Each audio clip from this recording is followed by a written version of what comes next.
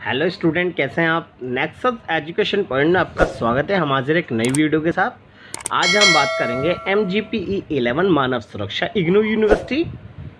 तो बच्चों, इस टॉपिक है मानव सुरक्षा किसे कहते हैं। मानव सुरक्षा के आयाम या तत्व बताइए। मोस्ट वेरी इंपॉर्टेंट क्वेश्चन है। चलिए हम बात करते हैं मानव सुरक्षा के तत्व से पहले हम मानव सुरक्षा किसे कहते हैं उसके बारे में हम जानते हैं। जैसा कि सामान्य शब्दों में आपको पता है कि मानव सुरक्षा से हमारा प्राय विभिन्न खतरों की सुरक्षा से है। जैसे सुरक्षा का वास्तविक अर्थ मात्र भौतिक स्वतंत्रता से नहीं है, बल्कि दृढ़ प्रयास के द्वारा समाज के विभिन्न क्षेत्रों में शांति, न्याय एवं विकास की स्थिति उत्पन्न करना है। तो मनुष्य का विकास जब भी संभव है जब मनुष्य को हम दृढ़ प्रयासों के हमारे जो प्रयास होने चाहिए वो दृढ़ होने चाहिए, मजबूत होने चाहिए, और उन प्रयासों से हमारी शांति व्यवस्था, न्याय और विकास की स्थिति उत्पन्न कराना, जब भी हम सुरक्षा मान सकते हैं। तो मनुष्य से जो होता है विभिन्न सुरक्षा जो खतरों की स्थिति होती है उनसे सुरक्षित रखना और मनुष्य के बीच में शांति व्यवस्था बनाए रखना ही सुरक्षा की अवधारणा कहलाई जाती है।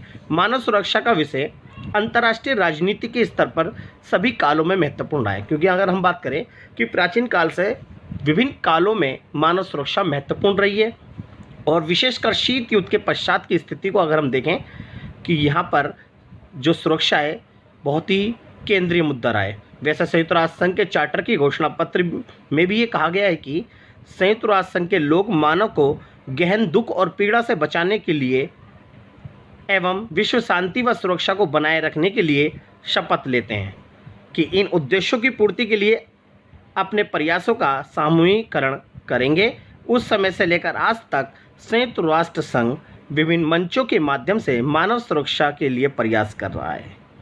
इसके अतिरिक्त अंतर्राष्ट्रीय विधि के विकास द्वारा, विभिन्न क्षेत्रीय संगठनों के मंच द्वारा विश्व के लोगों में आपसी सामाजिक, आर्थिक, सांस्कृतिक संबंधों को प्रोत्साहन दिया जा रहा है।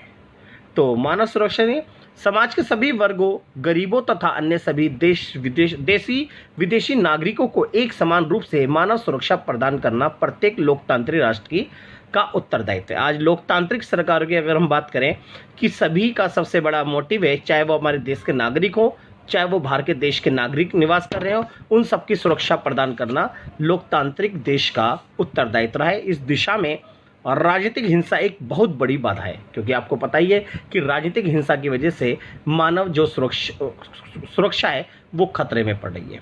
इसलिए अगर हम मानवीय सुरक्षा को बढ़ावा देना है तो राजनीतिक हिंसा पर काबू पाना पड़ेगा। अगर हम बात करें संयुक्त राष्ट्र संघ की रिपोर्ट के अनुसार विश्व सुरक्षा की संकल्पना में नवीन परिवर्तन आए। परंपरागत संकल्पना विदेशी हमलों में राज्य की सुरक्षा की सूक्ष्म अवधारणा पर टिकी हुई है। क्यों भाई, परंपरागत अगर हम बात करें विदेशी जो हमला है उसकी रक्षा तो राज्य की सुरक्षा पर ही निर्भर करता है ना। जो उस राज्य की सरकार है इन विदेशी हमलों का सामना कर रही है और अपने नागरिकों की सुरक्षा को प्रोत्साहन दे रही है। परंतु आज भूमंडलीकरण के युग में सुरक्षा का दृष्टिकोण का भी विस्तार हुआ है।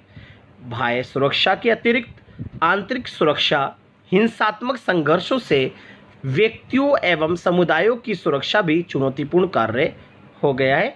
इस प्रकार मानव सुरक्षा सभी दृष्टिकोण को ध्यान में रखते हुए कार्य करने का प्रयास करती है और मानव को सुरक्षा और मानव में सुरक्षा के साथ साथ शांति व्यवस्था की स्थापना के क्षेत्र में भी कार्य कर रही है। मानव सुरक्षा राज्य सुरक्षा के अतिरिक्त अगर हम बात करें मानव सुरक्षा राज्य सुरक्षा के अतिरिक्त विकास तथा मानव अधिकार विषयों को भी शामिल किया गया है। यानी मानवीय सुरक्षा के अंतर्गत हमें मानवाधिकारों को भी शामिल करना पड़ेगा और राज्य की सुरक्षा को भी। परिणाम स्वरूप मानव सुरक्षा को विभिन्न क्षेत्रों में विभाजित कर दिया गया है, जिनमें आर्थिक सुरक्षा, व्यक्तिगत सुरक्षा, स्वास्थ्य सुरक्षा, पर्यावरण सुरक्षा, शिक्षा सुरक्षा, खाद्य सुरक्षा, सामुदायिक सुरक्षा आदि विषय शामिल होते हैं और ये मानवीय सुरक्षा के अंतर्गत आते हैं। तो अगर हम बात करें कि आज वर्तमान समय में मानवीय सुरक्षा जो है बहुत ही महत्वपूर्ण विषय हो गया है। मानव सुरक्षा का अभिप्राय हिंसात्मक और अहिंसात्मक साधनों से प्राप्त धमकियों से मानव की रक्षा करना है। साथ ही इन धमकियों का सामना करने के लिए मानव सुरक्षा के उद्देश्य के प्रति एक जनमत का निर्माण करना है। क्योंकि अगर कोई देश अगर किसी देश की मानवीय सुरक्षा को खतरा पहुंचा रहा है, धमकी दे रहा है, तो हमारा ये कर्तव्य बनता है कि जो सभी लोगों को एकजुट होकर उस धमकी का सामना करना चाहिए, यानी जनमत का निर्माण करना चाहिए। मानव सुरक्षा राष्ट्र राज्य की सुरक्षा की बजाय मानव पर अपना ध्यान केंद्रित करती है और उसे सुरक्षा प्रदान करने के उद्देश्य से जन चेतना के माध्यम से एक आदर्श परिस्थिति का निर्माण करना चाहती है, ताकि विश्व बंधुत्व की भावना के आधार पर मानव सुरक्षा सुनिश्चित की जा सके। तो ये हमारी मानवीय सुरक्षा की अवधारणा थी। अब बात करते हैं मानवीय सुरक्षा के पर आयाम यानी तत्व के बारे में एक एक करके, कि मानवीय सुरक्षा का पहला जो आयाम है वो है व्यक्तिगत एवं भौतिक सुरक्षा। जी, मानवीय सुरक्षा को अगर आपको बढ़ावा देना है तो उसके लिए हमें पहला आयाम को पूरा करना पड़ेगा, जिसके अंतर्गत समाज के प्रत्येक व्यक्ति तथा समुदाय को अपने जीवन तथा स्वास्थ्य की सुरक्षा तथा अनुकूल पर्यावरण में रहने का अधिकार प्राप्त हो। तो जब उसे इस दिशा में अगर ये अधिकार मिलेगा तो ये व्यक्तिगत और भौतिक सुरक्षा पूरी हो जाएगी और यहाँ पर मानवीय सुरक्षा का जो पहला चरण होगा वो पूरा होगा। अब बात करते हैं आर्थिक सुरक्षा। दूसरा है मानवीय सुरक्षा का जो आयाम है वो दूसरा है आर्थिक सुरक्षा, जिसके अंदर नागरिकों को जीवन यापन के लिए रोजगार तथा विभिन्न संसाधनों की आवश्यकता होती है। मानवीय सुरक्षा के विस्तृत आयामों में संसाधनों के कुवितरण तथा कृत्रिम दुर्बलता दूर करने के लिए तथा समुदाय जीवन की भौतिक गुणवत्ता में सुधार करने के लिए समुचित प्रयास सुनिश्चित किए जाए और मनुष्य को आर्थिक सुरक्षा जैसी जो आर्थिक सुरक्षा के क्षेत्र में विभिन्न अधिकार और स्वतंत्रता प्रदान करनी चाहिए, जिससे व्यक्ति को आर्थिक सुरक्षा प्रदान हो गई, उससे मानवीय सुरक्षा स्वतः ही हो जाएगी। अब बात करते हैं सामाजिक सुरक्षा की। समाज के विभिन्न वर्गों को आयु, लिंग, सामाजिक आदि के आधार पर सुरक्षा तथा भेदभाव युक्त संरक्षण दिया जाना चाहिए। यानी मनुष्य के साथ सामाजिक सुरक्षा के लिए सामाजिक क्षेत्र में किसी भी प्रकार का कोई भेदभाव नहीं करना चाहिए। इसके लिए सुरक्षा चक्र, ज्ञान और सूचना तथा संघ निर्माण करने का विकल्प भी शामिल किया जाना चाहिए और सामाजिक सुरक्षा के लिए समाज के सभी समुदाय के लोग, सभी जाति के लोगों की राज्य के द्वारा सुरक्षा प्रदान करनी चाहिए और उनकी आवश्यकताओं को पूरा करना चाहिए। तो अब बात करते हैं हम राजनीतिक सुरक्षा के बारे में। राजनीतिक सुरक्षा से मानवीय सुरक्षा को बढ़ावा मिलता है। कि राजनीतिक सुरक्षा क्या होती है? मानव सुरक्षा के राजनीतिक दृष्टिकोण में प्रतिनिधित्व, स्वतंत्रता, सहभागिता और असहमति का अधिकार सुनिश्चित किया गया है।